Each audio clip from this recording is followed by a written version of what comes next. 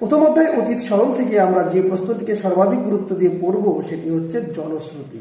জনশ্রুতি কি? জন মানে মানুষ আর শ্রুতি মানে শোনা, অর্থাৎ মানুষের শোনা কথার উপর ভিত্তি করে যে ইতিহাস রচিত হয় তাকে বলা হয় জনশ্রুতি। এই জনশ্রুতির 5টি ভাগ রয়েছে: মিথ, লিজেন্ড, স্মৃতিকথা, লোককথা, মৌখিক ঐতিহ্য। তবে সর্বাধিক যেটা গুরুত্বপূর্ণ সেটা হচ্ছে মিথ ও লিজেন্ড। এবং দ্বিতীয় যে প্রশ্নটি পড়তে হবে খুব গুরুত্ব সহকারে সেটা হচ্ছে পেশাদারি ও অপেশাদারি ইতিহাস। 3 নম্বর যে প্রশ্নটি রয়েছে, ব্রিটিশ ইস্ট ইন্ডিয়া কোম্পানির আমলে ভারতের ভূমি রাজস্ব ব্যবস্থার সংক্ষিপ্ত পরিচয় দাও।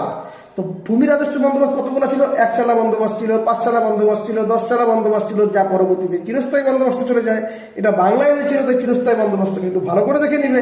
এর পাশাপাশি অন্যান্য স্টেটে কিন্তু রায়তওয়ারি, ভাইয়াচারি, মহলওয়ারি বন্দোবস্ত ছিল। তো এই পয়েন্টগুলোকে দিয়েই তোমাকে কিন্তু এই উত্তরটা করতে হবে। করো ভারত ছাড়ো আন্দোলন, মোস্ট ইম্পর্টেন্ট 6টা অধ্যায় থেকে। তার ভিতর থেকে বেশি গুরুত্বপূর্ণ জোট নিরপেক্ষ নীতি এবং ট্রুম্যান নীতি মাসাল।